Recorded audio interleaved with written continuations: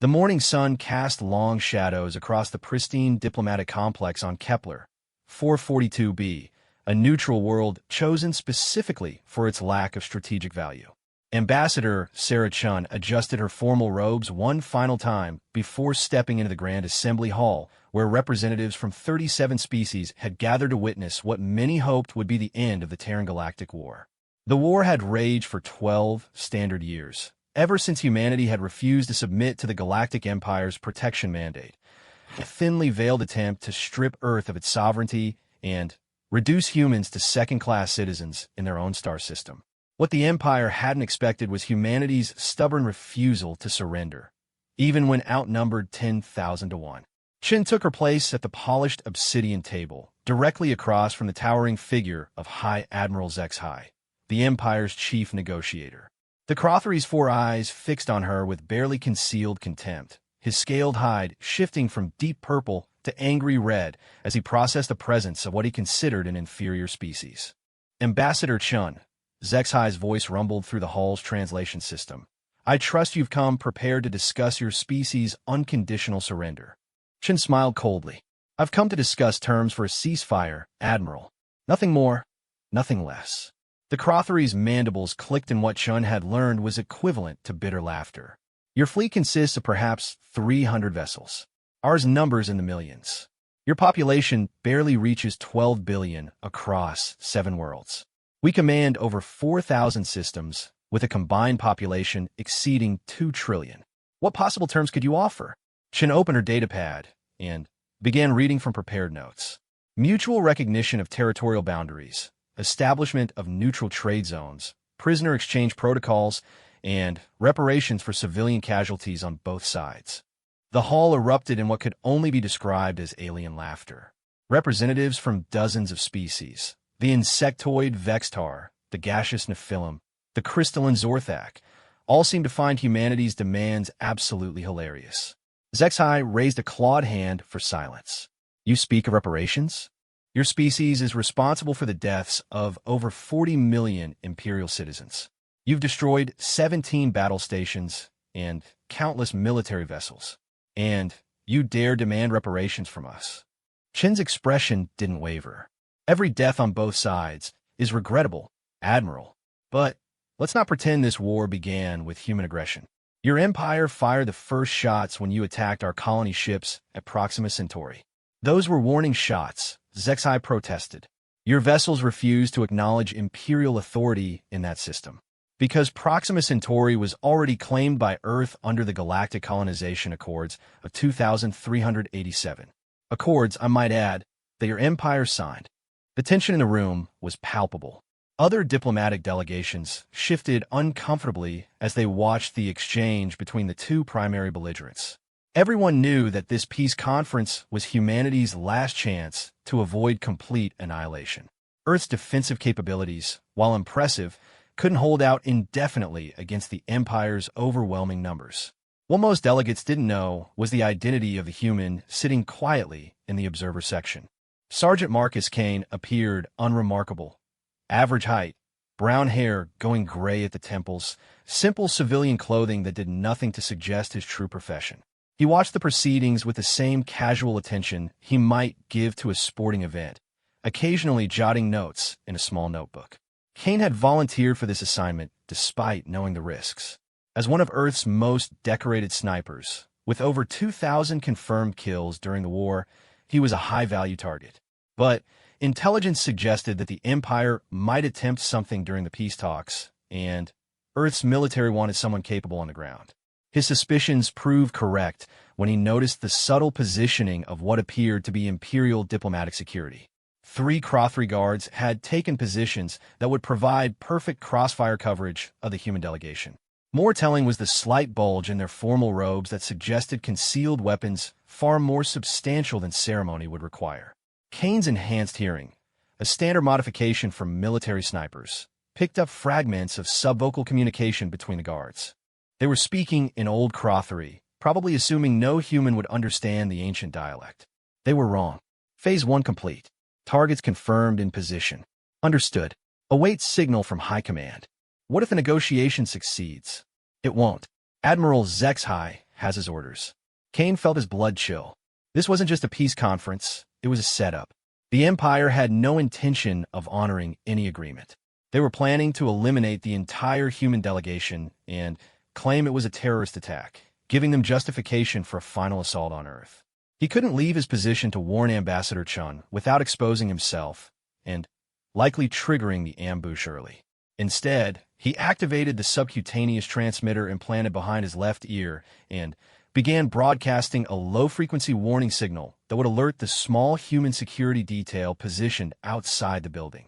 The negotiations continued for another 2 hours, with both sides presenting increasingly unrealistic demands.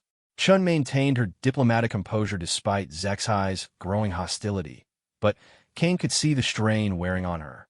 She genuinely believed they might reach an accord. The moment came without warning. Zexai suddenly stood, his 4 eyes blazing red with rage. This charade has gone on long enough. The Terran species has proven itself incapable of rational discourse. That was the signal.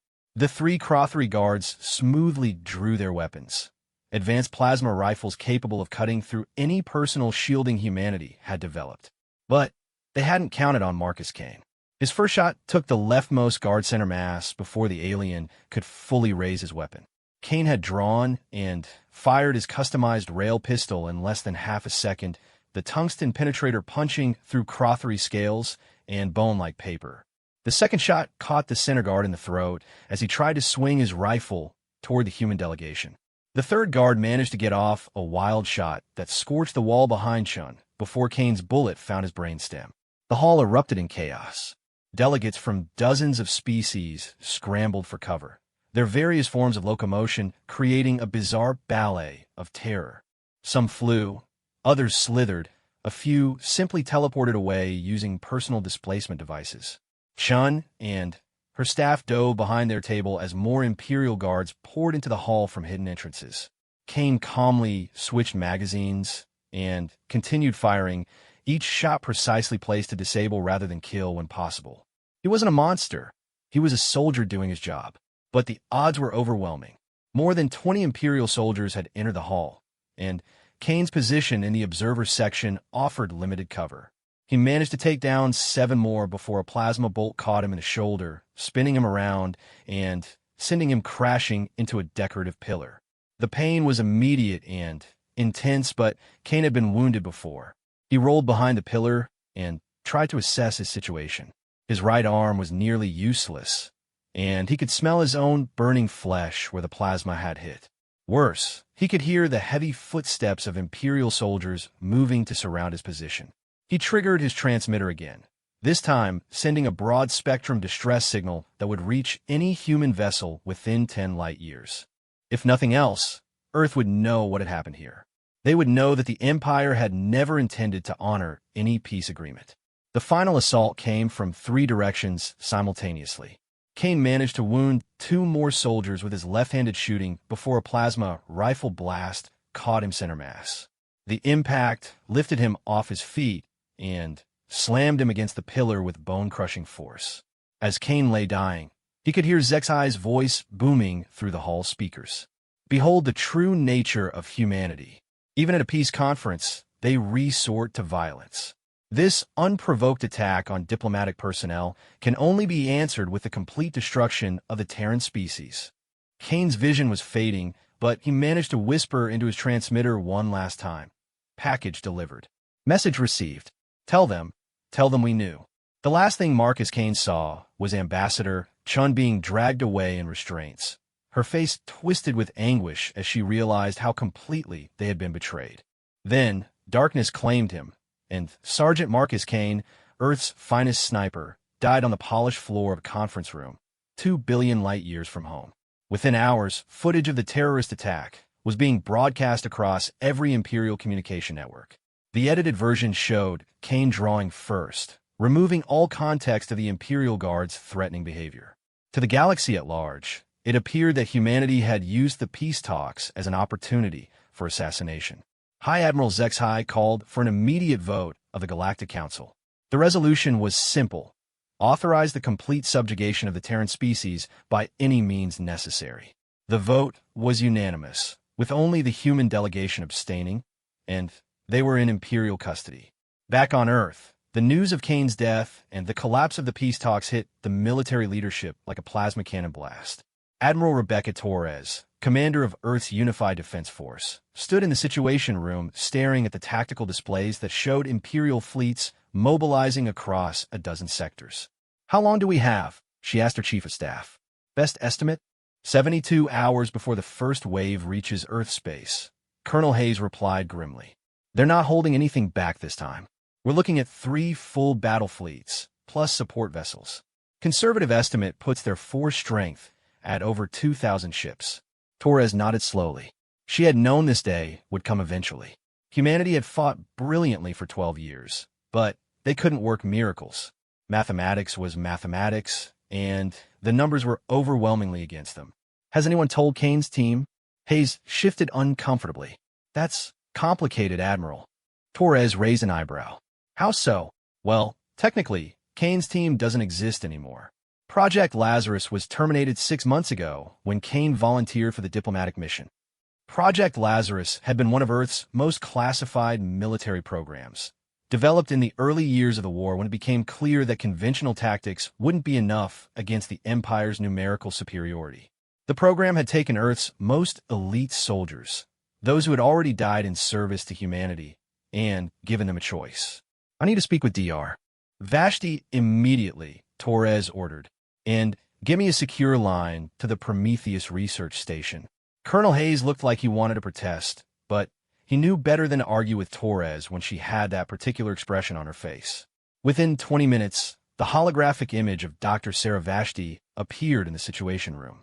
Dr. Vashti was a small woman with prematurely gray hair and eyes that had seen too much of what science could accomplish when morality became a luxury humanity couldn't afford. "Admiral Torres, I was wondering when you would call." "Doctor, I need to know if Lazarus protocols can still be implemented." Vashti was quiet for a long moment. "Admiral, the Galactic Accords on Warfare specifically prohibit the redeployment of deceased military personnel. Even suggesting such action could be considered a war crime." Torres laughed bitterly. "Doctor, the Empire just murdered our entire diplomatic delegation under a flag of truce. I think we're well beyond worrying about war crimes at this point. The technical challenges alone, can it be done or not?" Another pause. "Yes, but, Admiral, you need to understand what you're asking. The psychological trauma of resurrection is severe under the best circumstances. Lazarus subjects retain all memories of their death, plus whatever additional trauma led to their termination in the first place. We're talking about individuals who have already sacrificed everything for humanity, and you're asking them to do it again." "I know exactly what I'm asking, Doctor. The question is whether they'll say yes." Dr. Vashti's image flickered as she accessed files on her end. Marcus Kane's psychological profile indicates a 97.3% probability that he would consent to Lazarus deployment if the circumstances warranted it. The problem is that his death occurred less than 6 hours ago. The neural pattern decay. How long do we have? In Kane's case, perhaps 18 hours before the pattern becomes too degraded for successful resurrection. But, Admiral, even if we succeed, the individual we bring back won't be exactly the same person who died. There will be modifications necessary to ensure functionality. Torres closed her eyes. She was asking a man who had already died for his species to die again, and again, until either humanity was safe or there was nothing left of Marcus Kane to resurrect. "Do it," she ordered. "And Doctor, don't bring back just Kane. Bring back his whole team." As Dr. Vashti's image disappeared, Admiral Torres turned to stare out the viewport at Earth's orbital defense platforms. They were impressive constructions, bristling with weapons and shielding that represented the pinnacle of human engineering. In 72 hours, there would likely be nothing but debris floating in space. But perhaps, just perhaps, the Empire would learn that killing a human was only the beginning of their problems. Some ghosts, after all, were much more dangerous than the living had ever been. In the cold depths of the Prometheus research station, automated systems began the delicate process of reconstructing a consciousness from quantum patterns stored in advanced memory banks. Marcus Kane was coming back to war. Marcus Kane's return to consciousness was nothing like waking from sleep. It was more like clawing his way up from the bottom of a frozen lake, breaking through layers of ice-cold memory and phantom pain until he finally breached the surface of awareness. His first sensation was the taste of copper in his mouth, followed immediately by the phantom burn of plasma fire across his chest. He sat up violently, gasping, and immediately regretted the sudden movement as his head spun with disorientation. The medical bay around him was sterile white, filled with the soft hum of life support systems and the occasional beep of monitoring equipment. It took several seconds for his enhanced memory to catalog his surroundings and reach the inevitable conclusion. He was alive. That was wrong. Easy there, Sergeant, a familiar voice said from his left. Kane turned to see Dr. Sarah Vashti approaching with a datapad in hand. She looked older than he remembered, more worn down by the weight of what her research had accomplished. Doctor, Kane's voice came out as a harsh rasp. I distinctly remember dying. You did. 6 hours and 43 minutes ago, to be precise. Vashti checked her pad and made a note. How do you feel? Kane considered the question seriously. His body felt different, stronger somehow, but also subtly wrong in ways he couldn't immediately identify. His vision seemed sharper, and he could hear the heartbeats of technicians working in the next room. The phantom pain in his chest was fading, replaced by a strange sense of completeness. Like I got hit by a freight train and then put back together by someone who'd only seen pictures of humans, he replied honestly. Vashti nodded. That's actually not far from the truth. Your resurrection required some modifications. Enhanced reflexes, improved sensory processing, upgraded cardiovascular system. Think of it as military hardware finally, getting the software update it deserved. Kane swung his legs over the side of the medical bed and stood. His balance was perfect, his movements fluid in a way they'd never been before. When he held up his hand, he could see the individual pixels on the room's displays, count the threads in Vashti's lab coat. Why? He asked simply. Because the Empire is coming to finish what they started, and Admiral Torres believes you, and your team might be the only thing standing between humanity and extinction. Vashti gestured toward a viewport that looked out into the research station's main hangar. Take a look. Kane moved to the window and immediately understood why he'd been brought back. The hangar was filled with activity as technicians prepared what appeared to be the most advanced military hardware he'd ever seen. Sleek black vessels that seemed to absorb light rather than reflect it, weapon systems he didn't recognize, and armor that looked like it had been designed by someone who understood warfare on a level that transcended traditional tactics. Experimental technology, Vashti explained. Most of it theoretical until now. But when facing extinction, humanity tends to get creative with the laws of physics. And my team, being resurrected as we speak. Torres wanted the full squad operational within 12 hours. Vashti paused, studying Kane's reaction. Marcus, you need to understand that this isn't temporary. The modifications we've made to your neural patterns mean that traditional resurrection protocols won't work a second time. This is it. One more chance to serve humanity, and then whatever happens, happens. Kane nodded slowly. He'd made peace with dying once. He could do it again. What's the mission? That's not my department. Admiral Torres will brief you once your team is fully operational. Vashti handed him a datapad. These are the technical specifications for your new capabilities. I suggest you familiarize yourself while you wait. Kane spent the next several hours learning exactly how much he'd been changed. His reaction time had been improved by a factor of 4. His visual acuity was now comparable to the best optical telescopes. Most importantly, his neural pathways had been restructured to interface directly with the experimental technology waiting in the hangar. The first member of his team to wake was Corporal Lisa Zhang, his spotter for the past 4 years.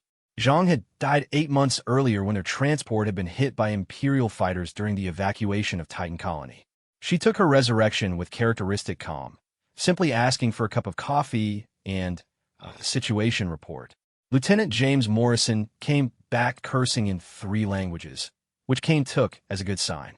Morrison had been their explosives expert before a suicide run against an Imperial dreadnought had ended with him manually detonating a nuclear warhead from inside the enemy ship's reactor core. His death had taken out the entire enemy battle group and saved 2 million civilians on Europa. Sergeant Maria Santos emerged from resurrection with tears streaming down her face, not from pain, but from a memory of watching her entire family die in the orbital bombardment of New Sao Paulo. She'd held the line for 18 hours, allowing evacuation ships to escape before finally falling to Imperial ground forces. Her expertise in electronic warfare had made the difference between survival and annihilation for countless human civilians. The last awake was Private Tommy Chun, their medic and the youngest member of the squad. Tommy had died saving Kane's life during the Battle of Ceres, taking a plasma cannon blast meant for his sergeant while treating wounded civilians in a bombed-out hospital. At 19, he'd been too young to die the first time. Now, technically, he was still 19, though his eyes held the weight of experiences no teenager should carry. When Admiral Torres finally arrived to brief them, Kane's team was assembled in the station's main conference room, still adjusting to their enhanced capabilities and the strange sensation of breathing with lungs they remembered losing. Torres looked exhausted, like she hadn't slept since the war began 12 years ago. Her uniform was crisp, but Kane's enhanced vision could detect the subtle signs of stress: elevated heart rate, slight tremor in her hands, the tightness around her eyes that spoke of too many impossible decisions. "Before we begin," Torres said, taking a seat across from the team, "I want you to know that what I'm about to ask of you goes beyond any reasonable definition of duty. You've all already given your lives for humanity. No one would blame you for refusing this mission." Kane exchanged glances with his team. They'd been through hell together, died together, and now been brought back together. Their answer was never in doubt. "With respect, Admiral," Kane replied, "we didn't come back to refuse. What do you need us to do?" Torres activated the room's holographic display, showing the current tactical situation. It was worse than Kane had imagined. 3 Imperial battle fleets were converging on Earth, representing the largest military force ever assembled in galactic history. Conservative estimates suggested humanity was outnumbered 50-1. "The Empire's plan is simple," Torres continued. "Overwhelming force applied with brutal efficiency. They'll bombard our orbital defenses, land occupation forces on major population centers, and systematically eliminate human civilization. Best-case scenario, we have 72 hours before they arrive." Santos leaned forward, studying the display. "What about the rest of the human fleet? Scattered across a dozen systems, trying to hold our remaining colonies. Even if we recalled every ship, we'd still be vastly outnumbered." Torres manipulated the display to show Earth's current defenses. "Our only advantage is that the Empire expects this to be easy. They're not taking precautions against asymmetric warfare." Morrison grinned, an expression that was equal parts anticipation and insanity. "Asymmetric warfare is our specialty. Which brings me to your mission," Torres said. "The Empire's invasion plan depends on command and control systems located on their 3 flagship dreadnoughts. Each ship contains tactical computers that coordinate their entire fleet. If those ships were to be neutralized, the remaining Imperial forces would lose coordination and become vulnerable to our defensive systems." Chun looked up from his medical datapad. "Admiral, those dreadnoughts are each the size of a small city. Their security systems are legendary. How exactly are 5 people supposed to infiltrate them?" Torres smiled for the first time since Kane had met her. That's where Dr. Vashti's experimental technology comes in. She activated a new section of the display, showing technical specifications that made Kane's enhanced brain work overtime to process. "Quantum displacement technology," Torres explained. "Effectively, controlled teleportation over interstellar distances. The power requirements are enormous, and the targeting systems are still experimental, but in theory, we can insert your team directly onto each target vessel." Jean whistled softly, and once we're aboard, Torres handed each team member a data crystal. "Complete tactical specifications for Imperial Dreadnought-class vessels, including their self-destruct protocols. Your mission is simple. Get aboard, fight your way to the command centers, and detonate their reactor cores." Kane studied the data crystal, his enhanced mind already beginning to formulate tactical approaches. "Assuming we succeed, what about extraction?" The silence that followed answered his question more clearly than words could have. "I see," Kane said quietly. "A one-way mission. I won't lie to you, Torres replied. The quantum displacement system doesn't have enough power for round trips. And, even if it did, the timeline doesn't allow for extraction operations. You'll have perhaps 30 minutes aboard each vessel before their security systems adapt to your presence. Morrison laughed, but there was no humor in it. So we die again. At least this time, it's for something important. Torres stood, her expression grave. I need to know you understand what I'm asking. This isn't just about dying in service to humanity. Those dreadnoughts contain over 2 million Imperial citizens each. Military personnel, yes, but also civilian contractors, family members, support staff. If you succeed, you'll be responsible for more deaths than any humans in history. The team was quiet for a long moment. Kane understood the weight of what Torres was asking. They would become war criminals by any civilized definition, mass murderers on a scale that would haunt human history forever. But the alternative was the complete extinction of their species. Admiral, Kane said finally, how many humans are left in the galaxy?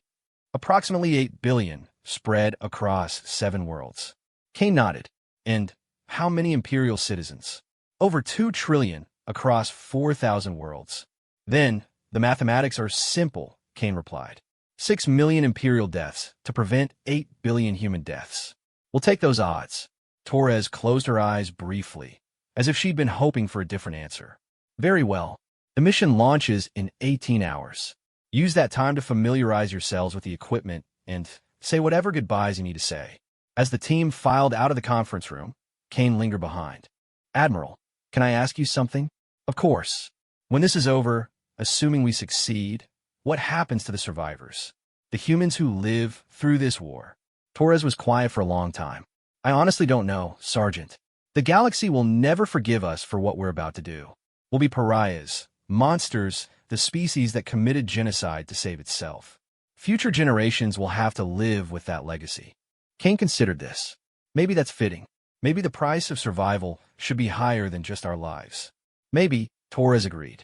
But that's a burden for the living to carry. Your burden is simpler.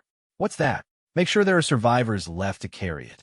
Kane saluted, a gesture that felt both familiar and strange with his enhanced reflexes. Understood, Admiral. We'll get it done. As he left the conference room, Kane found his team waiting for him in the corridor.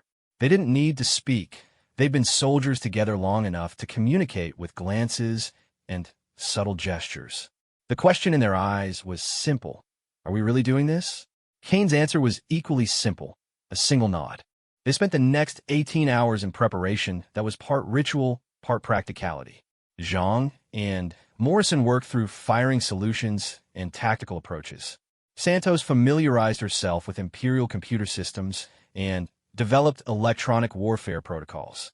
Chen studied the medical specifications of various Imperial species, learning the most efficient ways to incapacitate different alien physiologies.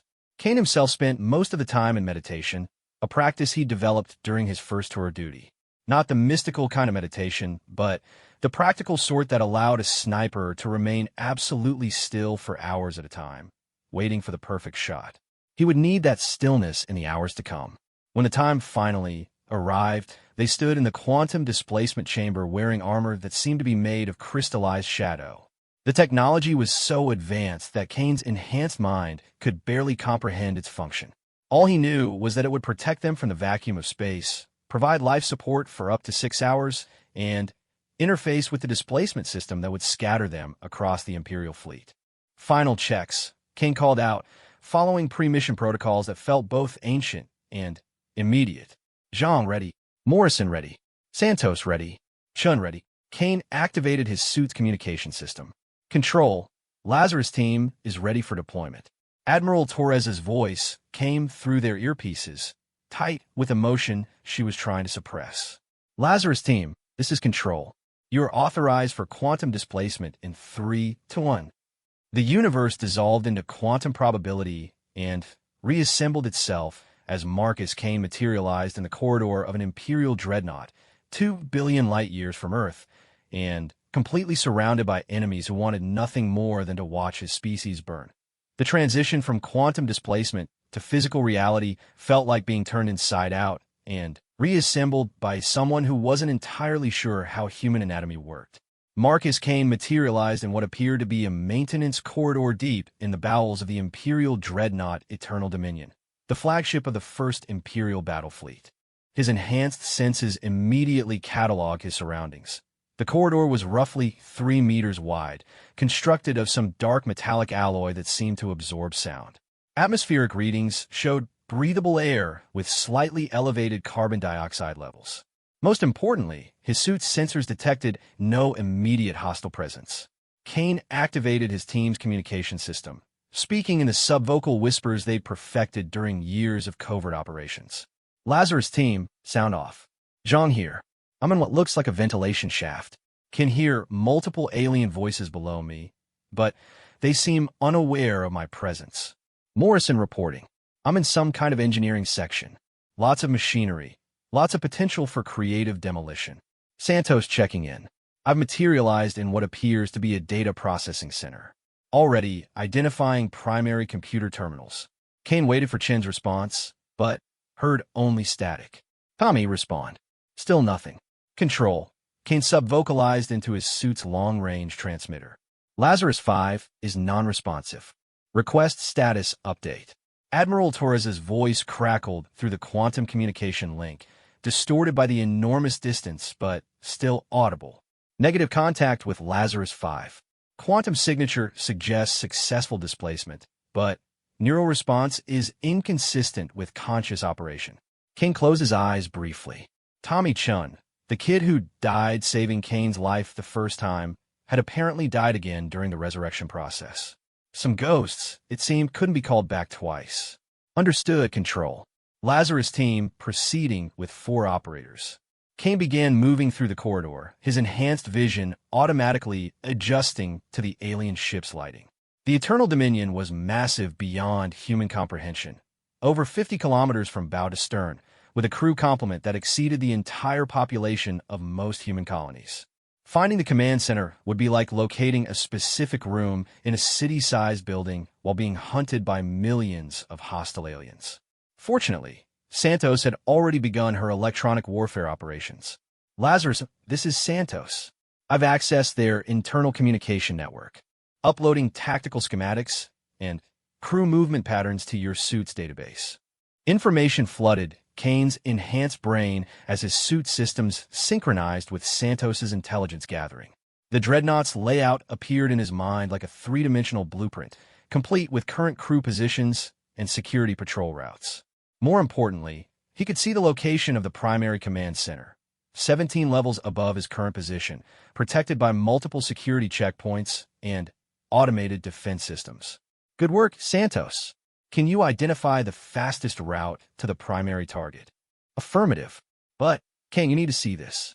I'm accessing their tactical computers and the intelligence about Earth's defenses. It's completely accurate. They know exactly how many ships we have, where defensive positions are located, even the specifications of our newest weapon systems. Kane felt a chill that had nothing to do with the ship's atmospheric controls. Someone's been feeding them information. It gets worse. They're not just planning to destroy our military forces. I'm seeing deployment orders for biological warfare agents specifically designed to target human DNA. They're planning to render Earth completely uninhabitable for our species. The implications hit Kane like a physical blow. The Empire wasn't just planning conquest or even genocide. They were planning complete species extinction followed by planetary sterilization. Every human world would be stripped of life, their atmospheres poisoned, their biospheres destroyed so thoroughly that no trace of humanity would ever exist again. Lazarus team, Kane said, his voice carrying a cold fury that his enhanced vocal cords made even more terrifying. Mission parameters have changed. We're not just preventing an invasion. We're preventing total extinction. Failure is not an option. Morrison's voice came through the comm system, deadly calm. Understood, Sarge. I'm looking at the engineering schematics Santos uploaded. These ships have a design flaw in their reactor containment systems. If I can reach the primary fusion core and overload the magnetic containment field, the resulting explosion will take out everything within a 50-kilometer radius. That's still only one ship, Zhang pointed out. We need to hit all 3 flagships simultaneously, or the surviving vessels will adapt their defenses. Kane was already working through the tactical problem in his enhanced mind. The quantum displacement system could only transport them once. They had no way to reach the other two dreadnoughts. Unless... Santos, can you access the ship's internal transport systems? You mean their teleportation networks? Theoretically, yes. But, Kane, those systems aren't designed for human physiology. The energy patterns could kill us. We're already dead, Kane replied simply. The question is whether we can stay functional long enough to complete the mission. There was a moment of silence as his team processed this. They were resurrection soldiers, enhanced beyond normal human limits, but still operating in borrowed bodies that had already failed once. Using alien teleportation technology would likely tear them apart at the molecular level. I'm in, Morrison said immediately. Always wanted to go out with a bang. Same here, Zhang added. Besides, I'm curious to see how well these Imperial bastards fight when their command structure collapses. Santos took longer to respond, but finally spoke with grim determination. Affirmative. I can program the transport system to send us to all 3 flagships simultaneously. But we'll need to reach this ship's primary computer core first. Kane checked his suit's tactical display. They had been aboard the Eternal Dominion for 18 minutes. Imperial security forces would start wondering about the strange energy readings from their displacement arrival soon. They needed to move fast. Understood. Lazarus team, converge on the primary computer core. Santos will guide us through the ship's transport network. Once we're aboard the other vessels, we split up and complete individual missions. Moving through the dreadnought was like navigating a 3-dimensional maze designed by beings who clearly didn't think the same way humans did. Corridors curved in directions that hurt Kane's brain to contemplate, and gravity seemed to shift orientation randomly as they moved deeper into the ship's core sections. They encountered their first Imperial security patrol 22 minutes after arrival. 3 Crothry warriors, each standing over 2.5 meters tall and equipped with plasma rifles that could cut through tank armor. Under normal circumstances, for humans would have been hopelessly outmatched. But these weren't normal humans. Zhang took the first shot from a position 30 meters down the corridor, her enhanced reflexes allowing her to target the leader's brainstem with surgical precision. Kane and Morrison flanked the remaining guards while Santos provided electronic support, temporarily blinding their targeting systems. The firefight lasted less than 10 seconds. When it was over, 3 alien warriors lay dead, and the Lazarus team had learned something important about their enhanced capabilities. They were far more dangerous than they'd realized. New problem, Santos announced as they continued toward the computer core. That firefight triggered automated security protocols. The entire ship is now on alert status. We've got maybe 5 minutes before they lock down all internal transport systems. Kane increased his pace, his enhanced cardiovascular system allowing him to move at speeds that would have been impossible in his original body. Behind him, his team matched his pace with the fluid coordination of soldiers who had trained together through life, death, and resurrection. The computer core was located in the geometric center of the dreadnought, protected by security measures that would have stopped any normal infiltration team. Energy barriers, automated weapons systems, patrol drones, and redundant alarm networks created multiple overlapping layers of defense. Morrison solved the problem with characteristic directness. Stand back, he warned, then threw a device that looked like a crystalline sphere into the center of the security grid. The explosion that followed wasn't nuclear, but it might as well have been. Morrison's enhanced demolitions expertise had allowed him to create a focused antimatter charge that vaporized everything within a 10-meter radius without damaging the ship's structural integrity. Problem solved, he announced cheerfully as they stepped through the smoking remains of the security system. Santos connected to the primary computer core with equipment that seemed to grow out of her suit's surface, forming direct neural interfaces with the alien technology. For several seconds, her eyes rolled back, and her body went rigid as her enhanced mind processed data streams that would have killed an unmodified human. Got it, she gasped finally. Transport coordinates locked in. Kane, I need to tell you something before we do this. What? The ship we're about to transport to the inexorable Victory. It's carrying High Admiral Zex High, the bastard who murdered you the first time. Kane felt something cold and predatory stir in his enhanced mind. Good. That makes this personal. Santos worked for another 30 seconds, her enhanced processing capabilities interfacing with alien technology in ways that should have been impossible. Finally, she looked up with grim satisfaction. Transport network is ready. But, Kane, the energy patterns are massive. We'll have maybe 10 minutes of functional time after transport before our enhanced systems start breaking down. Then, we make those 10 minutes count, Kane replied. Santos, you're staying here to ensure the Eternal Dominion's destruction. Morrison, you're going to the Endless Conquest to handle their reactor core. Zhang, you're with me on the Inexorable Victory. They positioned themselves around the transport chamber Santos had activated, a swirling vortex of energy that made Kane's enhanced vision struggle to process the visual information. The power required for interstellar teleportation was enormous, and Kane could feel the energy patterns starting to disrupt his resurrected physiology. Lazarus team, he said formally, it has been an honor serving with you. Honor's been ours, Sarge, Morrison replied, grinning like a man about to commit the universe's most expensive act of vandalism. Let's go remind the galaxy why you don't mess with humans, Zhang added, checking her weapons one final time. Santos activated the transport sequence, and reality dissolved once again. Kane rematerialized in what could only be described as a throne room designed by megalomaniacs with unlimited resources and questionable taste. The chamber was enormous, with walls that stretched upward far beyond normal human visual range. Crystalline formations provided lighting that seemed to come from within the ship's structure itself. And at the center of the chamber, on a raised dais that probably cost more than Earth's entire defense budget, sat High Admiral HFY. The Crothery was even larger than Kane remembered, his scaled hide, now a deep crimson that indicated either extreme anger or some kind of ceremonial preparation. For eyes fixed on the human soldiers who had just materialized in his inner sanctum, and, for a moment, even the aliens' enhanced physiology seemed stunned by their audacity. Impossible, HFY rumbled, his voice carrying harmonics that Kane's enhanced hearing processed as both rage and genuine fear. You are dead. I watched you die. Kane drew his weapon, a rail rifle that fired projectiles at significant fractions of light speed. Death is temporary, Admiral. Stupidity is forever. Zhang flanked left, her sniper rifle already tracking targets among the alien guards who were scrambling to respond to the unexpected intrusion.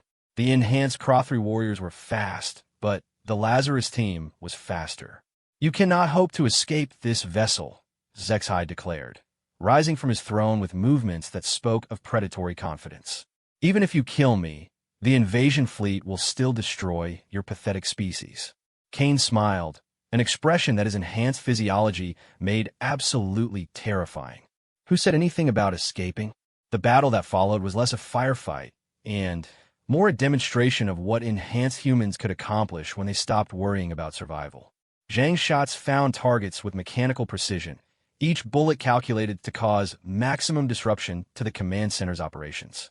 Kane advanced on HFY with the patience of a predator that knows its prey has nowhere to run. The Admiral was a formidable opponent, enhanced by Imperial biotechnology and armed with weapons that could level city blocks. But he had made one critical error. He had underestimated humanity's capacity for revenge. Kane's first shot took off HFY's left arm. The second shot shattered the alien's right knee. The third shot was carefully placed to cause maximum pain without causing immediate death. You asked me once what terms I could possibly offer, Kane said conversationally as he approached the wounded admiral. Here's my counter-proposal. When the other two flagships explode in approximately 4 minutes, your surviving fleet is going to retreat. They're going to carry word back to the Empire about what happens when you murder humans under a flag of truce. HFY's 4 eyes blazed with hatred. Even if you destroy this fleet, there are thousands more. Your species cannot fight the entire galaxy. Maybe not, Kane agreed. But we can make the cost high enough that everyone else thinks twice before trying. He placed his final shot with surgical precision, and High Admiral HFY, the architect of humanity's intended extinction, died on the floor of his own throne room. Zhang checked her chronometer. 2 minutes until the other ships detonate. Should we try for the reactor core? Kane shook his head. No time, but I have a better idea. He activated his suit's communication system, and began broadcasting on all Imperial frequencies. "Attention Imperial Fleet," he said, his enhanced voice carrying across the quantum communication networks with perfect clarity. "This is Sergeant Marcus Kane of a Human Terran Defense Force. In approximately 90 seconds, your 3 flagship vessels are going to explode. Admiral Zexhai is dead, along with your entire command structure. Your invasion is over." He paused, letting that sink in before continuing. "I want you to carry a message back to your empire. Humanity remembers every insult, every betrayal, every act of aggression. We don't forget, and we don't forgive. The next time you consider attacking human worlds, remember that death is only a temporary inconvenience for us. We will always come back. We will always find you. And we will always make you pay." The explosions, when they came, were visible even through the inexorable Victory's heavily shielded viewports. 2 brilliant stars briefly outshone the local sun as the Eternal Dominion and Endless Conquest suffered catastrophic reactor failures. Millions of Imperial citizens died in seconds, taking with them the largest invasion fleet in galactic history. Kane felt the transport energy patterns finally overwhelming his enhanced physiology. His vision began to fade, and he could taste blood in his mouth as his resurrected body started to break down at the cellular level. "Zhang," he said quietly. "Yes, Sarge. When the historians write about this, make sure they remember that we had a choice. We could have let humanity die with clean consciences. Instead, we chose to become monsters so our species could survive." Zhang's enhanced hearing picked up the sound of Imperial troops cutting through the throne room doors. They had perhaps 30 seconds before being overwhelmed by superior numbers. "Any regrets?" she asked, checking her ammunition one final time. Kane thought about Ambassador Chun, probably still in Imperial custody, about the billions of humans who would live to see another day because of what they'd done here, about the millions of Imperial citizens whose deaths would forever stain humanity's reputation among the stars. "None at all," he replied. The Imperial troops breached the throne room just as the inexorable Victory's reactor containment failed. In a brilliant flash that followed, Marcus Kane died for the second and final time, taking with him the largest military force the galaxy had ever seen and ensuring that humanity would survive to become the monsters the universe needed them to be. The aftermath of the Lazarus mission, as historians would later call it, rippled across the galaxy like a shockwave from a dying star. In the span of 18 minutes, humanity had transformed from a primitive species facing extinction into something far more dangerous. A force that could strike without warning, kill without mercy, and return from death itself to complete their objectives. Admiral Rebecca Torres stood in the Earth Defense Command Center, watching tactical displays that showed the shattered remains of what had once been the most powerful invasion fleet in galactic history. 3 expanding clouds of debris marked the graves of the Imperial flagships, along with the 6 million beings who had died aboard them. The surviving Imperial vessels had retreated beyond the edge of human space, broadcasting warnings about undead human warriors and resurrection soldiers who feel no pain. "Status report," Torres requested, though she already knew the answer. Her enhanced command staff had been monitoring Imperial communications since the explosions. "All surviving Imperial vessels have withdrawn from human space," Colonel Hayes reported. "They're maintaining position at the edge of the Kepler 442 system, but showing no signs of renewing their assault. Intelligence suggests they're waiting for instructions from High Command." Torres nodded grimly. The immediate threat to Earth was over, but the long-term consequences were just beginning. Humanity had won a decisive victory through methods that violated every civilized convention of warfare. The galaxy would never see them the same way again. What about diplomatic reactions from the other species? Hayes consulted his datapad with obvious reluctance. "Mixed, Admiral. The Centauri Coalition has formally condemned our use of deceased military personnel as a violation of galactic warfare conventions. The Andromedan Council is calling for sanctions. However," he paused, clearly struggling with how to phrase the next part. "However, several smaller species have quietly contacted our diplomatic corps expressing interest in defensive alliances. Apparently, word is spreading about our new capabilities, and some governments are deciding they'd rather have us as allies than enemies." Torres almost smiled at that. Fear, it seemed, was a remarkably effective diplomatic tool. Any word from the Empire itself? Nothing official. But intelligence intercepts suggest they're in complete chaos. The destruction of the flagship vessels didn't just eliminate their invasion force. It killed most of their senior military leadership. Admiral Zex High, 3 other fleet admirals, and over 200 ships captains. They're facing a command crisis on a scale they've never experienced. This time Torres did smile, though there was no humor in it. The Lazarus mission had been designed to buy humanity time, but it appeared to have accomplished something much more significant. The Empire, which had ruled the galaxy for over 3,000 years through a combination of overwhelming force and careful political manipulation, was suddenly vulnerable. Colonel, I want you to initiate Protocol 7. Hayes looked startled. Protocol 7 was humanity's most classified contingency plan, developed during the darkest days of the war, when defeat seemed inevitable. It was designed for a scenario where humanity had nothing left to lose and everything to gain through aggressive action. Admiral, are you certain? Protocol 7 commits us to becoming exactly what the galaxy now fears we are, Torres finished. Yes, Colonel, I'm certain. The Empire showed us no mercy when they thought we were weak. Now that we've proven we're dangerous, it's time to show them just how dangerous we can be. Protocol 7 was elegant in its simplicity. Instead of waiting for the Empire to reorganize and attack again, humanity would take the initiative. Every imperial world, every military installation, every government facility would become a potential target for resurrection soldiers who could appear without warning and disappear into death without leaving traces. But first, they needed more soldiers. Dr. Sarah Vashti looked up from her research notes as Torres entered the Lazarus facility. The past week had aged the scientist visibly, the weight of what her technology had accomplished pressing down on her like a physical burden. Admiral, she said quietly, I've been reviewing the data from the mission.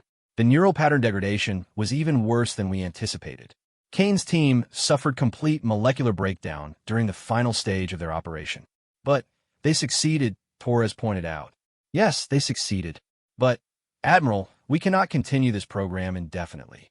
The psychological trauma of resurrection, combined with the physical stress of the enhancement process, means that each soldier can only be brought back a limited number of times. Torres sat down across from Vashti, her expression grave.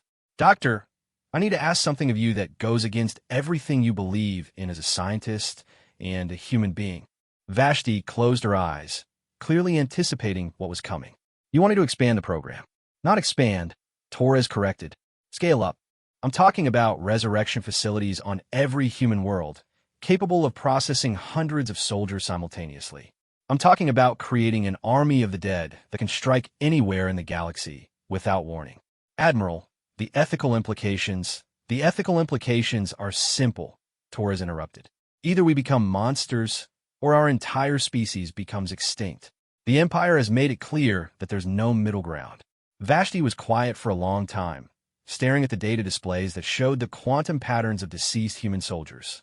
Each pattern represented a person who had died in service to humanity, their final moments preserved in crystalline storage matrices that could theoretically maintain coherence for millennia. How many? She asked finally. All of them, Torres replied. Every human soldier who has died in this war. Every pilot, every Marine, every intelligence operative. I want them all brought back and enhanced for special operations. That's over 400,000 individuals. It's also 400,000 soldiers who have already proven their willingness to die for humanity. Now I'm asking them to do it again. Vashti accessed her research files, pulling up projections and calculations that made Torres's stomach clench. The resources required for such an operation would be enormous, requiring the conversion of entire industrial worlds to the production of resurrection technology. It's theoretically possible, Vashti admitted reluctantly. But, Admiral, you need to understand what you're creating. These won't be normal humans returning to life. The enhancement process changes them fundamentally.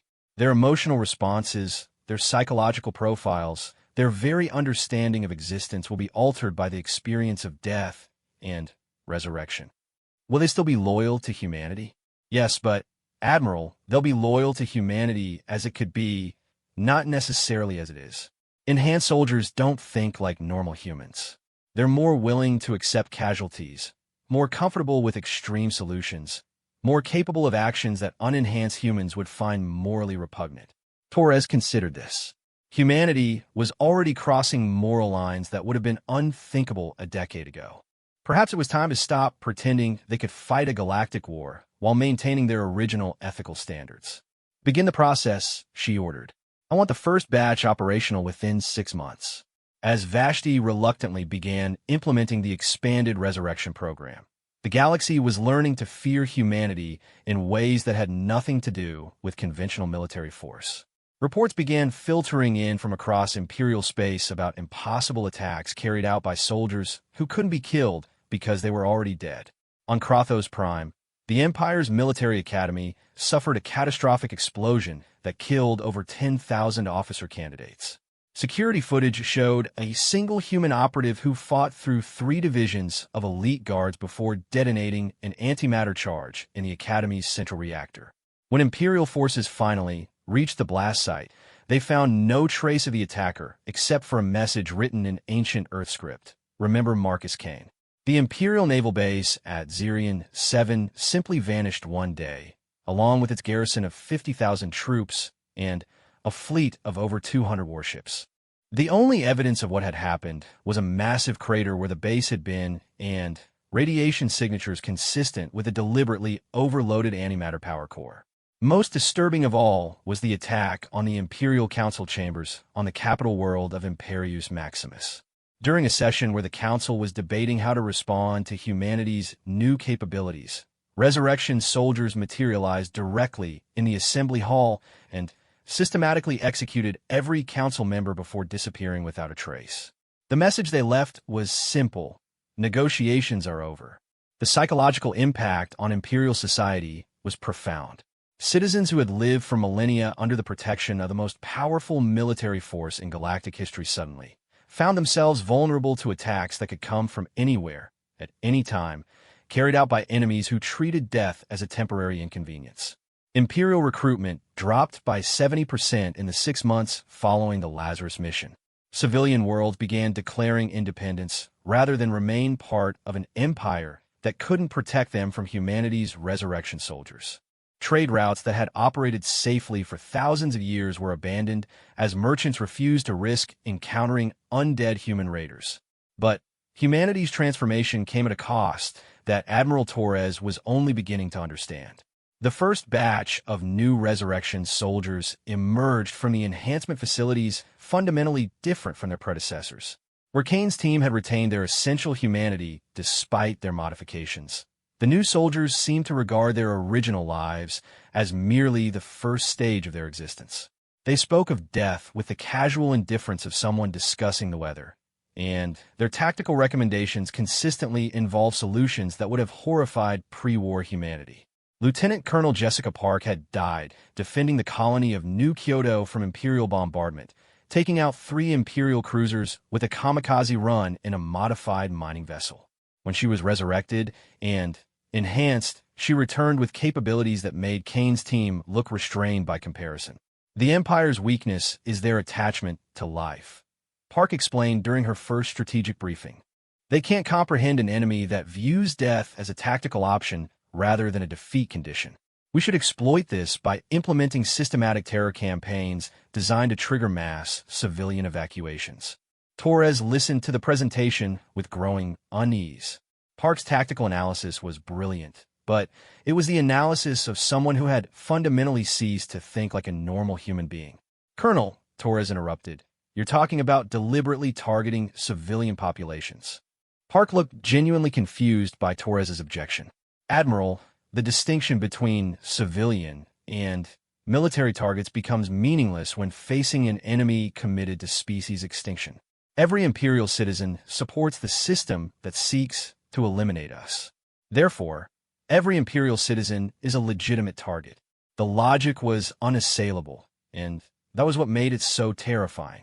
Humanity's resurrection soldiers weren't becoming monsters through bloodlust or sadism.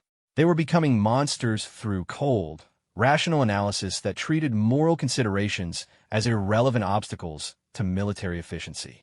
Colonel, I want you to understand something, Torres said carefully.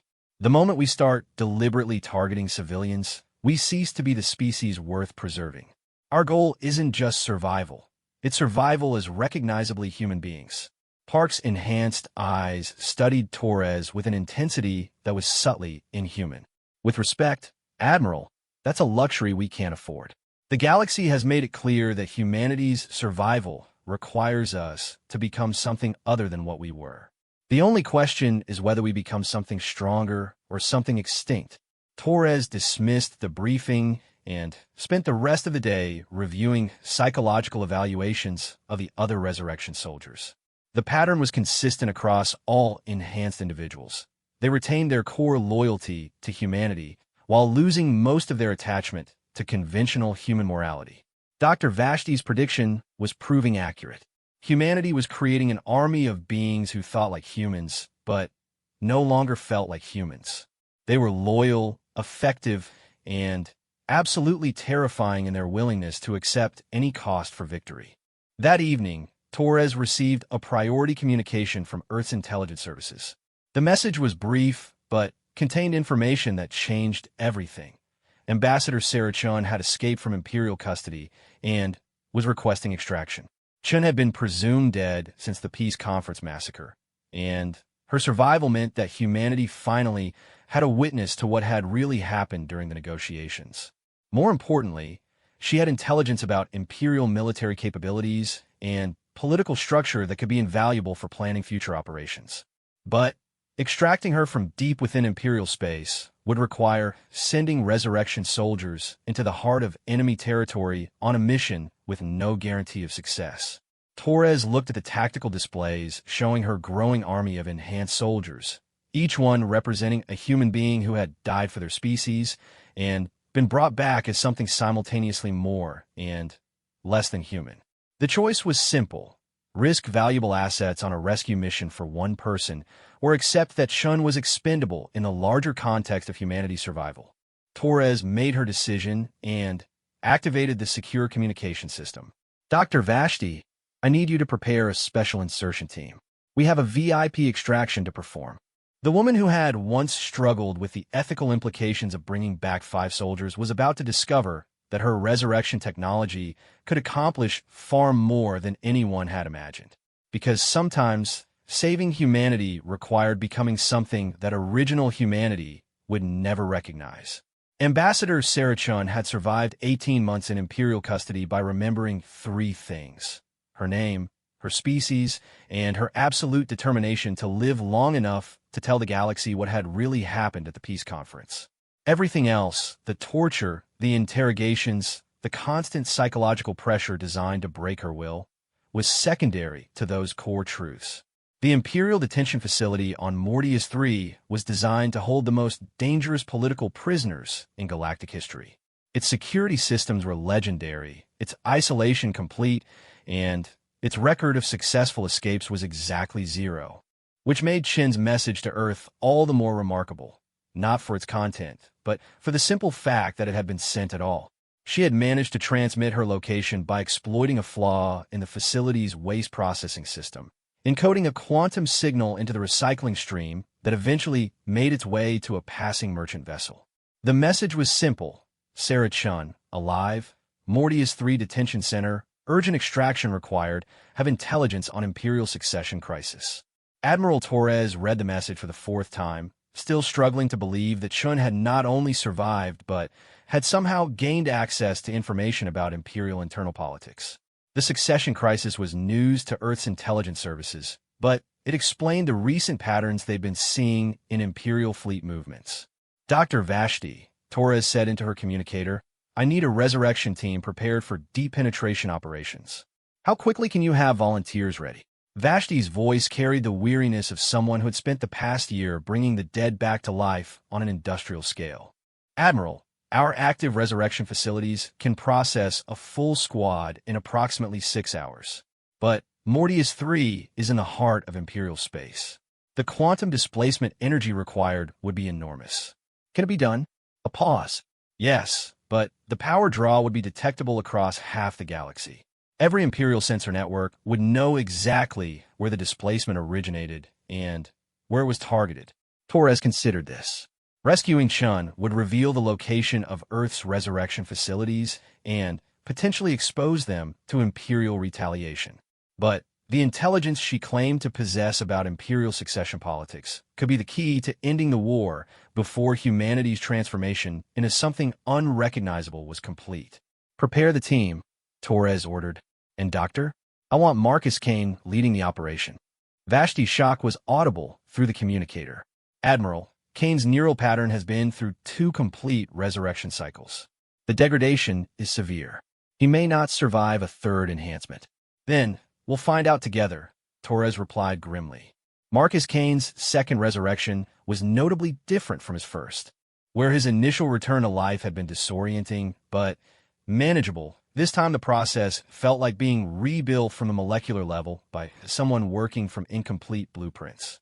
His enhanced senses were sharper than before, but they came with a persistent sense of disconnection from physical reality. He sat in the medical bay, running diagnostic checks on his new body while Dr. Vashti reviewed his psychological evaluation results. The news wasn't encouraging. "Your emotional responses are almost completely suppressed," she told him bluntly. "Fear, anger, even basic survival instincts have been reduced to barely detectable levels. You're functionally fearless, which sounds like an advantage until you realize that appropriate fear responses are what keeps soldiers alive." Kane considered this information with the detached interest he might show to a weather report. "Will it affect my combat effectiveness?" "Possibly. Your tactical thinking is enhanced beyond anything we've seen before, but your risk assessment capabilities are severely compromised. You're likely to attempt solutions that no rational person would consider." "Sounds perfect for this mission," Kane replied. And the disturbing thing was he meant it. The team assembled for the Chun extraction was unlike anything humanity had fielded before. Where Kane's original squad had been enhanced soldiers who retained their essential humanity, this new team consisted of individuals who had been resurrected so many times that their original personalities were more suggestion than reality. Master Sergeant Elena Vasquez had died and been resurrected 7 times. Each resurrection focused on a different specialized skill set. She was simultaneously an expert pilot, demolition specialist, electronic warfare operative, and close-quarters combat instructor. Her mind worked like a quantum computer, processing multiple tactical scenarios simultaneously while maintaining perfect situational awareness. Captain David Rodriguez had been enhanced for deep space operations, his physiology modified to survive in environments that would kill normal humans instantly. He could operate in vacuum for hours, process atmospheric compositions that would poison other species, and interface directly with alien technology through neural implants that no living human could survive. Lieutenant Sarah Kim had been resurrected specifically for psychological operations, her enhanced empathy and linguistic capabilities allowing her to understand and manipulate alien thought patterns with surgical precision. She could speak 47 galactic languages fluently and had an intuitive understanding of xenopsychology that bordered on telepathy. Corporal Michael Zhang was their technical specialist, enhanced with cybernetic implants that allowed him to interface directly with any computer system in known space.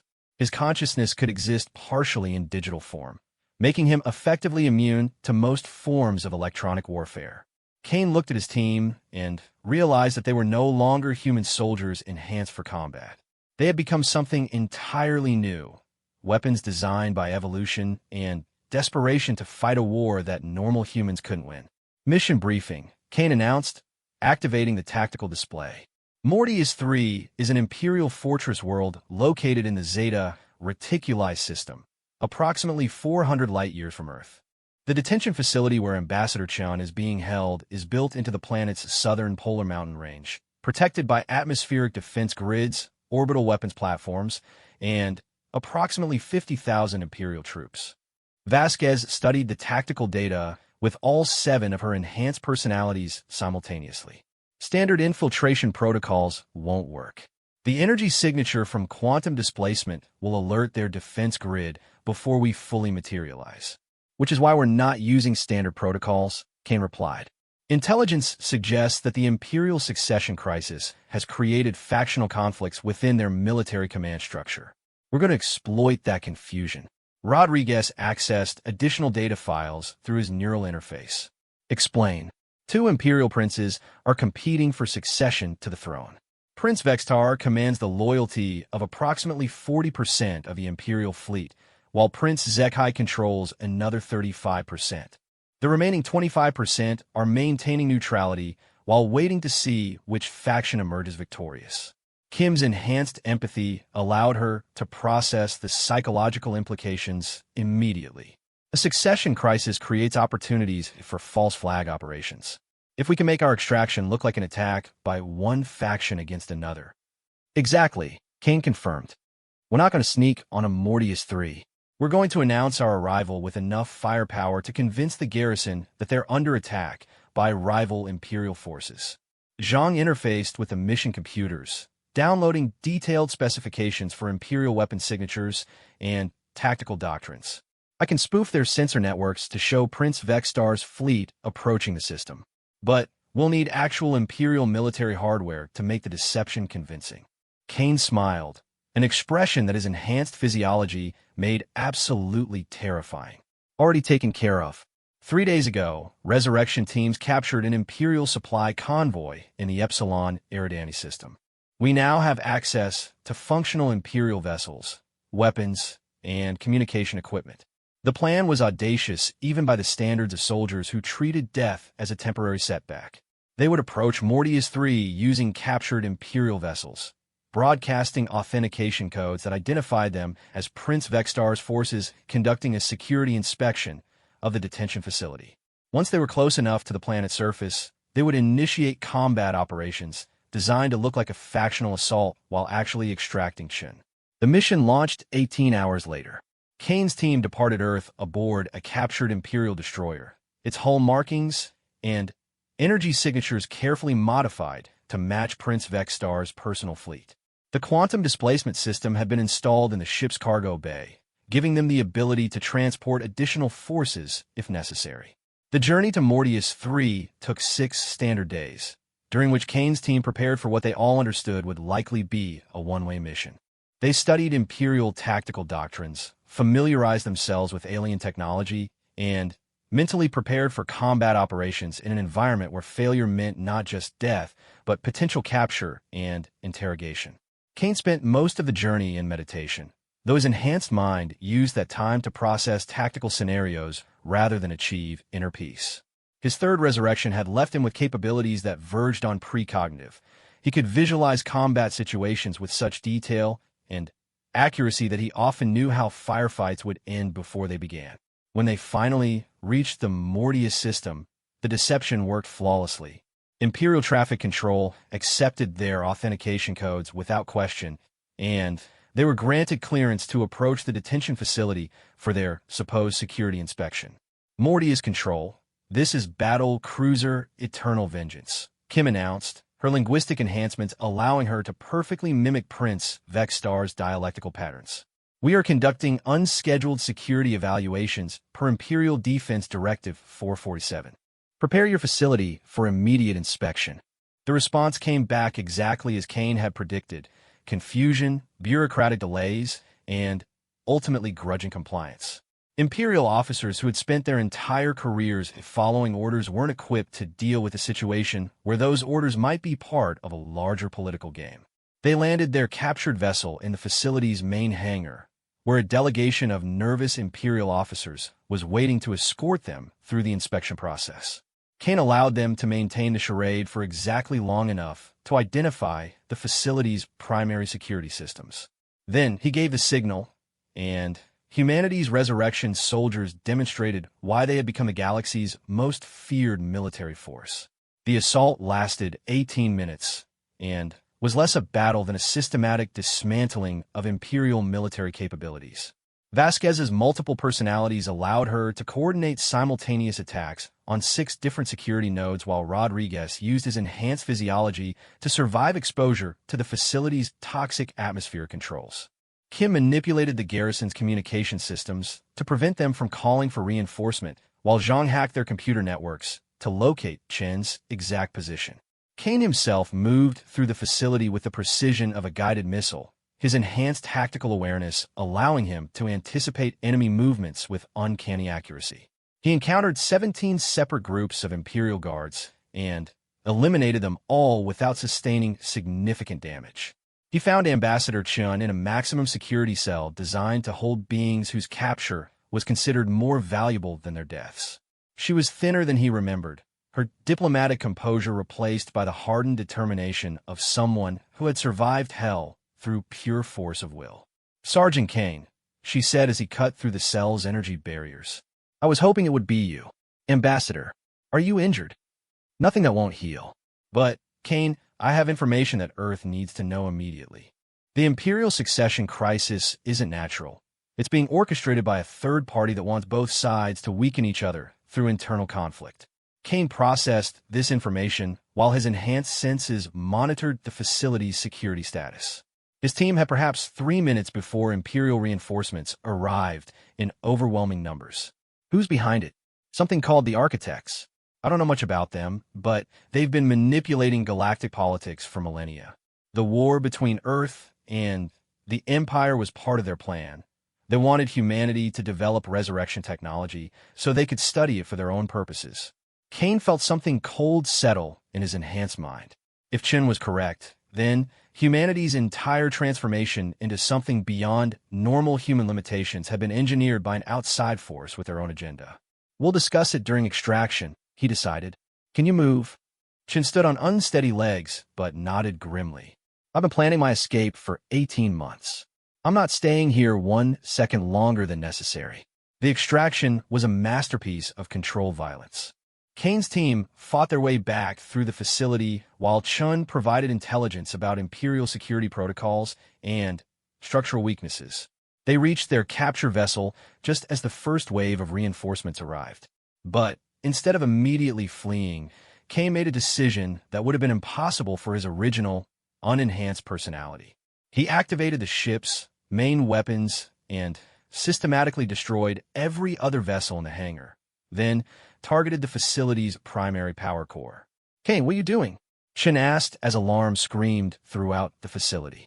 "Sending a message," he replied calmly. "The Empire needs to understand that nowhere is safe from humanity's reach."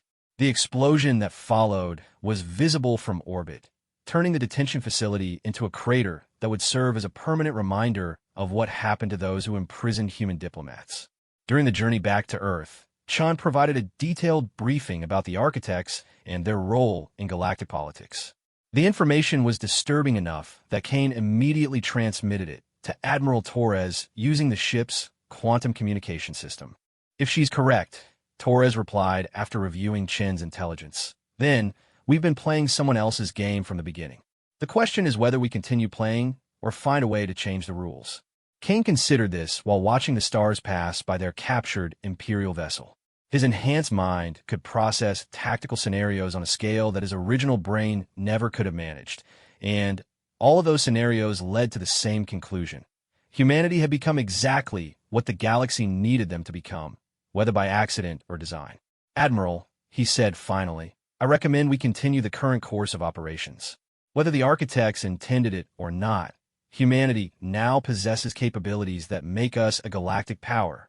The question isn't whether we're playing someone else's game, it's whether we're winning it." Torres was quiet for a long